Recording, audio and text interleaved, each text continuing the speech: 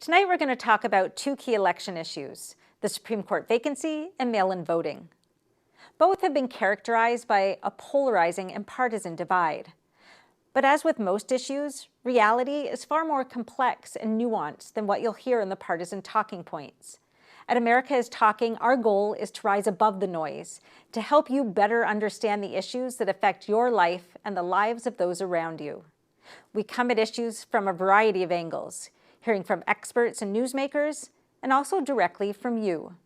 We hope that by giving you a bigger picture, you'll have the information you need to make up your own mind. To start off this episode, we turn to the Supreme Court. The confirmation hearing for President Trump's Supreme Court nominee, Amy Coney Barrett, is set to start next Monday, October 12th. That's just 3 weeks before the election. Hello, today we're joined by Mark Chenoweth, the Executive Director of the new Civil Liberties Alliance. Mark, thanks for joining us. Thank you for having me. So let's get right to it. In 2016, there was also a Supreme Court vacancy. At the time, the Democrats wanted to fill it, and the Republicans were vehemently against it, and they were citing something called the Thurston Rule. Can you tell us what the Thurston Rule is, and does it apply now the same as it did in 2016? Well, of course, it depends who you ask, but I think that the gist of the argument is that when you're in an election year, if the presidency and the Senate are controlled by the same party, then you're likely to have a confirmation take place. And historically, that has almost always been the case. Whereas if you have the presidency and the Senate controlled by different parties, then you almost never are able to get a confirmation through in an election year. So, Mark, realistically, what a lot of Americans see on TV are politicians from both parties who appear to be contradicting themselves from 2016. And this goes for Senate Minority Leader Chuck Schumer and Senate Majority Leader Mitch McConnell. So how much of this is just politicking and how much of it is actually adhering to the Thurston Rule? Well, these aren't rules in the sense of your ordinary Senate rules. It's more about history and precedent. And history and precedent are important in the United States Senate. And here I think that if we were just looking at these two examples, then I think that the argument would be stronger that something untoward was happening this year. But if you look at the whole history of all of the times when election year nominations have happened in the past, you see a very clear pattern that whenever the president's party controls the Senate, they go ahead with the nomination and the confirmation process even in an election year. This year, time is pretty tight. We're just weeks away from the election. Can that normal process play out in time for the election? Yeah, I think it can. The amount of time that it actually takes to do the hearing is usually about 4 days. And then you have to have a little bit of time for everyone to prepare for the hearing. Given who the president has chosen to nominate, you have someone who has already gone through the process as recently as 2017. And so whether it's the FBI background investigation or any of the writings that the candidate has done, you really only have to go back for about a 3-year period to look at those things, because the rest of it was all vetted when she was nominated to the Seventh Circuit and confirmed to the Seventh Circuit back in 2017. Several Senate Democrats have signaled that they won't participate in the process, or they'll try to block the process. What can they actually do? They can't do very much, to be honest with you. I mean, certainly they can ask questions. They can try to create concerns with the questions that they ask or with the objections that they raise. And then they have some ability to maybe delay the process somewhat, delay a vote somewhat. But ultimately, they can't prevent a vote from taking place in the committee, and they can't prevent a vote from taking place on the floor of the Senate either. Now, it used to be the case that there were filibusters available for nominations to the federal courts. But when the Democrats controlled the Senate about 12 years ago, they did away with the ability to filibuster nominees to the federal courts of appeals. And they did this because at the time they were looking to add some nominees to the D.C. Circuit Court of Appeals, which they were able to do successfully. And the D.C. Circuit Court of Appeals, which is that court just one level below the U.S. Supreme Court, is now filled heavily with nominees from President Obama and President Clinton. And is there any chance the process won't be completed by Election Day, November 3rd? And if so, what would happen then? Well, if it's not completed by Election Day, there's not a whole lot that would necessarily change.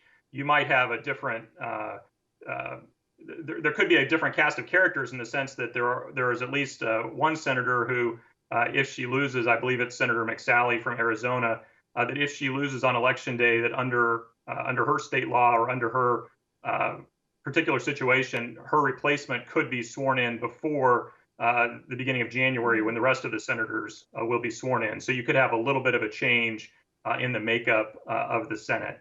But the process would still be the same. The Senate will still be in session through the end of the year. They could continue with a vote on the floor, or if they haven't finished the committee process for whatever reason, they could do that as well. There isn't anything that stops that from happening in terms of the rules. Now, if the result of the election were such that President Trump lost or the Senate switched parties or both, then obviously there could be some external pressure to do something differently. But there isn't anything in the rules that would prevent this president and this Senate from going ahead with a confirmation vote. And how would a Justice Barrett on the bench impact the makeup of the Supreme Court?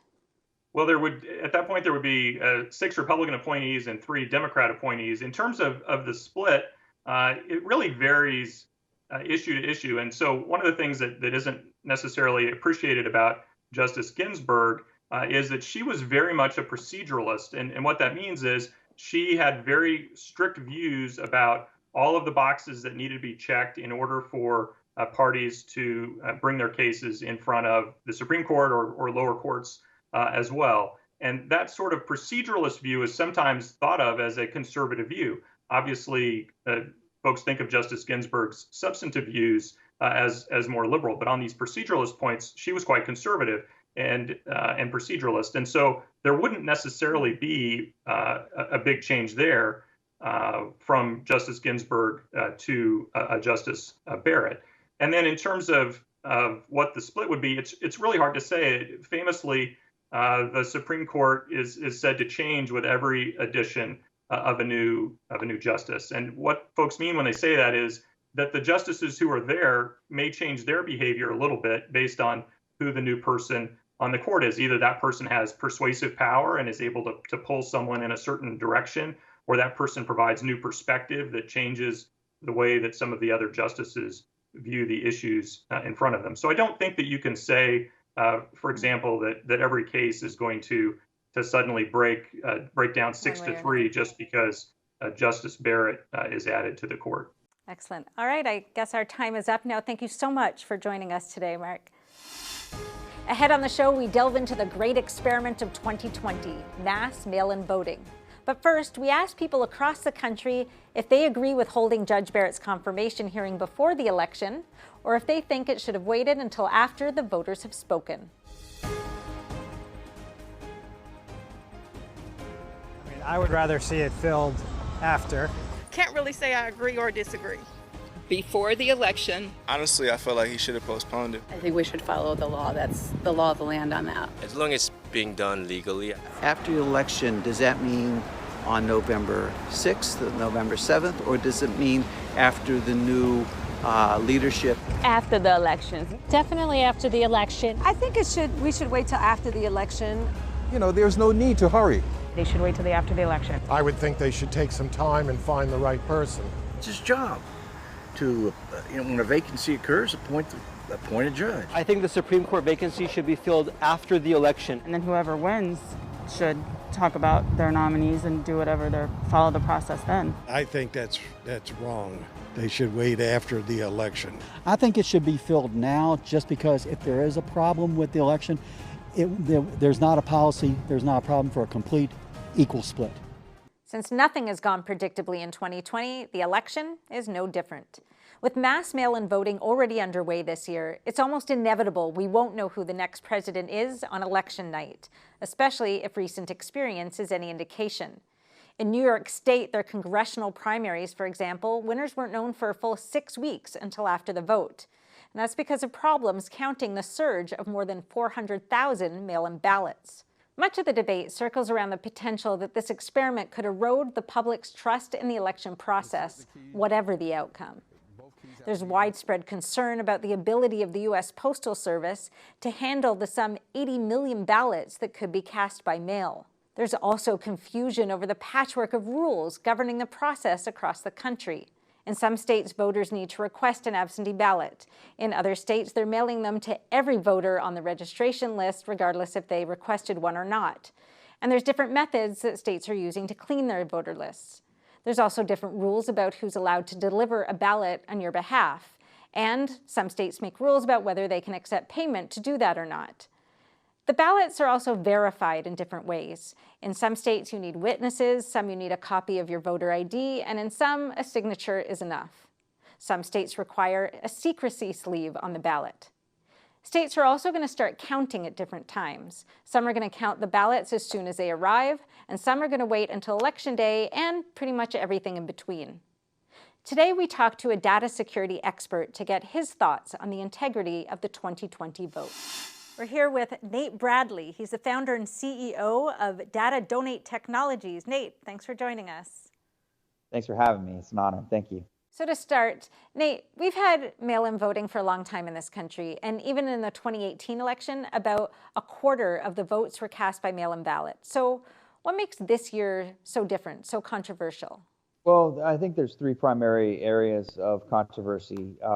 One area of controversy has to do with timing. We're allowing now increased periods where the mail-in voting can be applied state by state up to 7 days past the election. We're still going to be receiving or accepting ballots that were postmarked at the date of the election. So there's a feeling, I think, across the electorate of concern around that. Another area of concern is harvesting. Individuals that are collecting large quantities of votes, literally going door to door saying, have you voted yet? If you haven't, let me, fill it out now, seal it, you do the security seal, and then take that in bulk. And that's an area of concern. And then I think lastly, infrastructure. We're seeing 1,000% increase now with respect to the use of mail-in voting. So even though it was a quarter of the system, we've seen as high as 85% of the ballots being processed through mail-in voting across our system. So it's really infrastructure, timing, and this harvesting issue that have kind of lend itself to areas of controversy around this current election cycle. So what do you think are the biggest vulnerabilities in our system, given that array of issues that are of concern? Well, the data rolls, in terms of the voter rolls that are managed by our Homeland Security and a division of our Homeland Security that is the CISA that does a really good job of securing these assets. It really comes down to the quality of the data.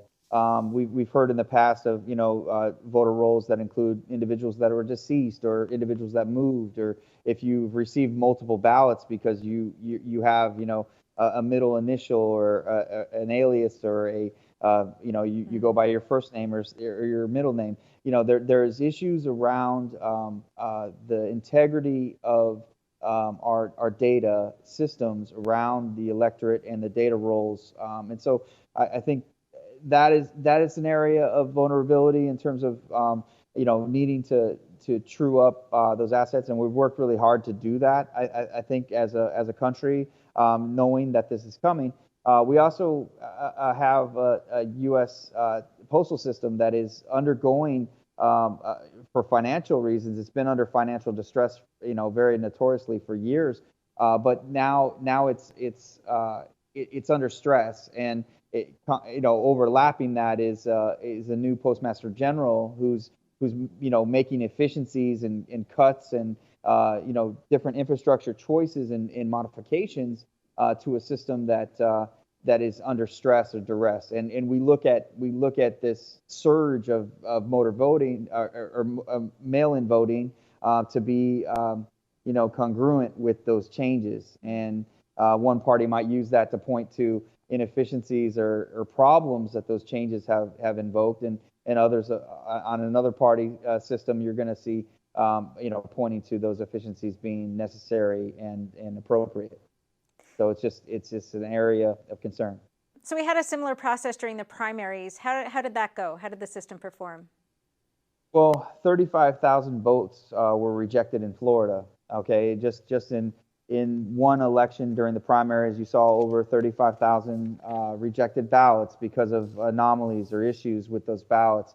And so when you extrapolate that out over a national election that's seen 1,000% increase in the use of these ballots, there's a concern with regard to the discarding of someone's vote because they didn't follow the proper procedure in securing the ballot and utilizing the ballot in a way that was going to be counted, and someone's vote could absolutely and have been discarded because of those issues. And so in a much larger system and in a much larger pressure point around the counting of these votes and the scrutiny around the quality of the security seal and other aspects of the mail-in voting, it is a concern.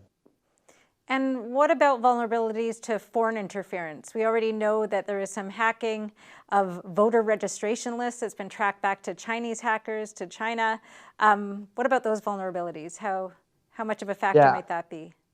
I think there's two aspects to that. The actual the systems that are utilized to calculate and collect our votes, the polling systems, again, protected by our Homeland Security, is really second to none in its integrity, in its efficiencies. And we've seen, obviously a constant focus and concern around that.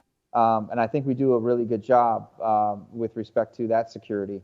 I think the foreign influence has more been effectuated on influencing voters around their disposition towards a candidate or towards an initiative that foreign adversaries and foreign countries have participated in trying to influence American votes.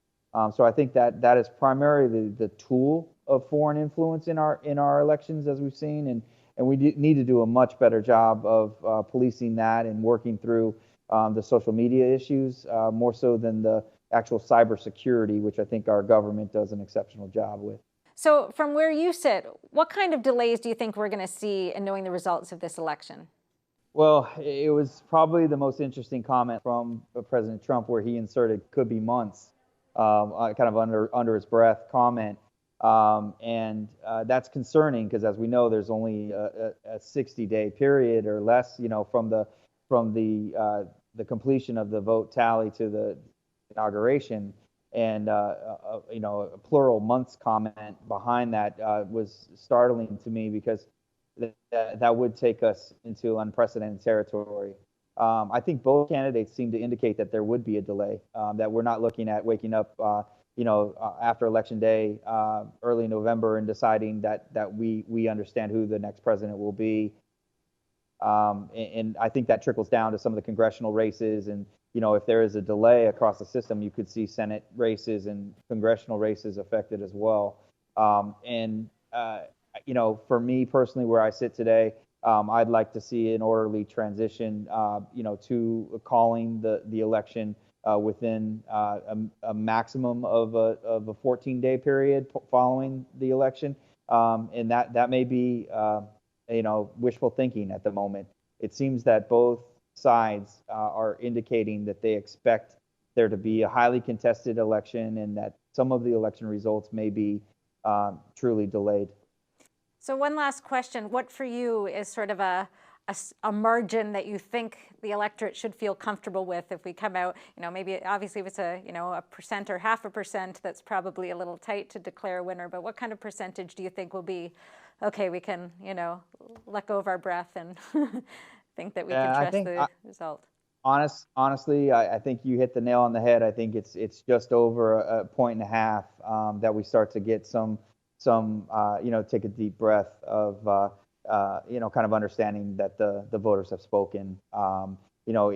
Under that value, we could be looking at a much more difficult to call election, and 1.5%, being within the margin of error. I think most polling coming into the system has been proven to be inaccurate. If you look at the last presidential election, we can't really rely on any of that information. So the actual tally is going to come into play. And to your point, if it's 1.5% or less, we could have a great deal of delay, as one side or the other may feel that the margin of victory may lie in uncounted or rejected votes or some other contested area within the electorate. Do you think this is going to go all the way to the Supreme Court? It could, absolutely.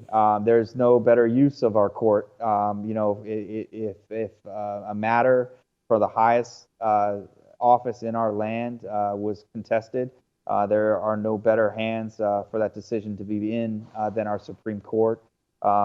Again, there has been a partisan nature to the fighting of who occupies those seats, but those seats are spoken for at the moment, and we have a system in place that we must trust and ultimately rely on, and that is the court that would decide this, and it would roll up to that level very fast, in my opinion.